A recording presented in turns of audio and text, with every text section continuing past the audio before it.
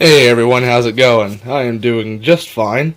Just came back from taking my chemistry final for the semester, and I have another update on Scrambles the Death Dealer. As you can see here, I have a new weapon bar. This is the one I've been waiting to get back from machining, thanks to Alex. And it's perfectly balanced. I've already tapped the holes for the bolt heads. And it's got weight reduction holes, center bore. And an interesting thing about this, after talking to Alex and looking over this, apparently there was a derp amongst the machining numbers. And if you look really closely, you can see there's a small gap around the bearing. Well, the hole was supposed to be for press fitting, and it was slightly too large. So what I ended up having to do was I had some sheet aluminum laying around that was just the right thickness, and I made a little crescent shape. As you can see, it kind of stops right around here. There's my finger for comparison. You can see how small it is. So I had to round it into a small little bushing and then press in like that, as you can see from all this fraying right here from the metal being pressed in. It does work. I would like to get it redone to the proper size, or maybe redo the bushing so that it encompasses the entire bearing. But it does work to the extent it needs to. So that's always a plus. It's 6.5 inches by 1.5 inches wide by 1/2 inch thick. One concern is that the holes right here for the bolt heads are pretty close to the end, to the edge of the metal itself. As you can see on the old weapon bar, that caused a little bit of a problem when going up against high velocity spinners. You can see that's just a chunk missing. But this one took a pretty good hit and is cracked. So that might be an interesting thing to witness, but you see I've got that. I've got the pulley made, press fit bearing, 4 machine screws to add to the stability, and let's go ahead and get it mounted up and I'll show you what it can do. Okay, so we've got everything hooked up, ready to go. Got my ridiculously oversized safety device for the time being until I can make a new one. Kill switch is in. Safety is off. Right. First things first, let me do a drive test for you.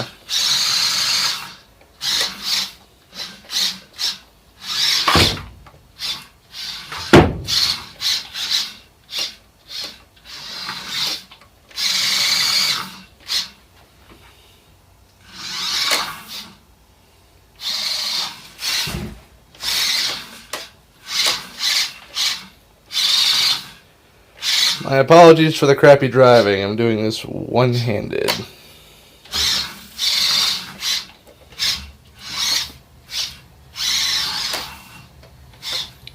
As you can see, it does skid around a little bit. I did get the hubs for these Banebot motors, but the weight that they added compared to the amount of grip they gave me just really wasn't worth the trade-off. And just as was pointed out to me, these wheels, since they're made out of neoprene foam rubber, have a lot more shock absorption than the solid rubber plastic hubbed Banebot wheels. So I'm gonna go with these. Plus, they're a lot cheaper to replace. So now that I've killed enough time, without further ado, let's do a quick spin up. Start off at about 10% throttle.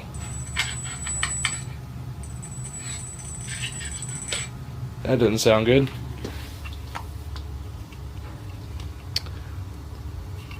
Well, apparently the bushing doesn't hold up.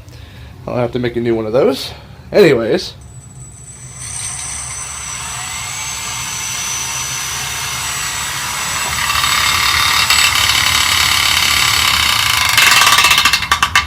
Okay, that's not good.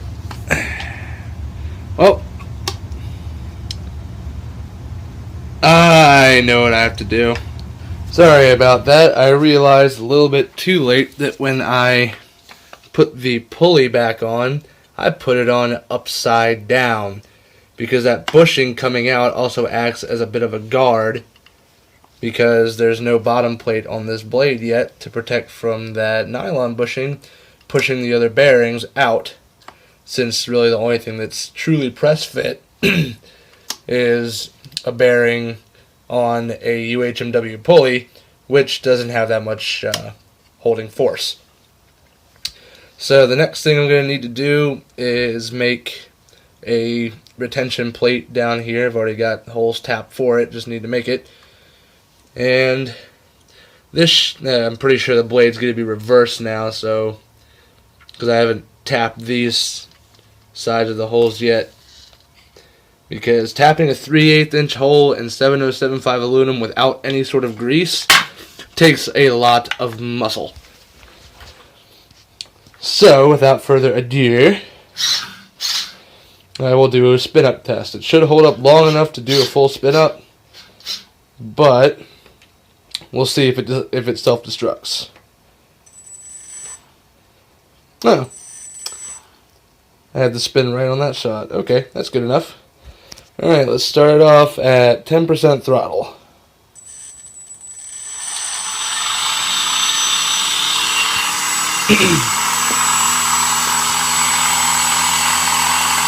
As you can see, it's spun up. It's not shaking at all. Let's go ahead and move to 50%.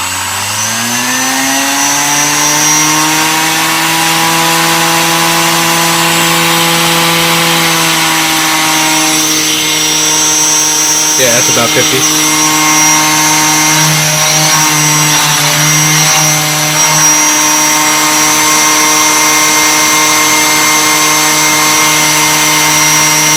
As you can see, it's still not moving around a whole lot, so let's go ahead and push it up to 100%.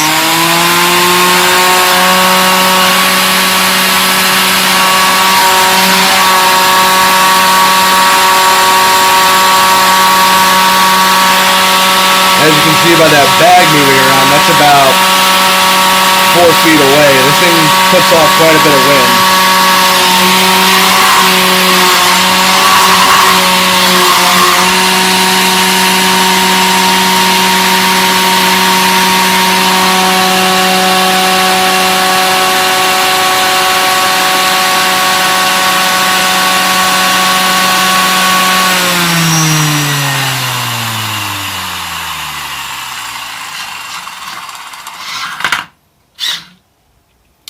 And there you have it.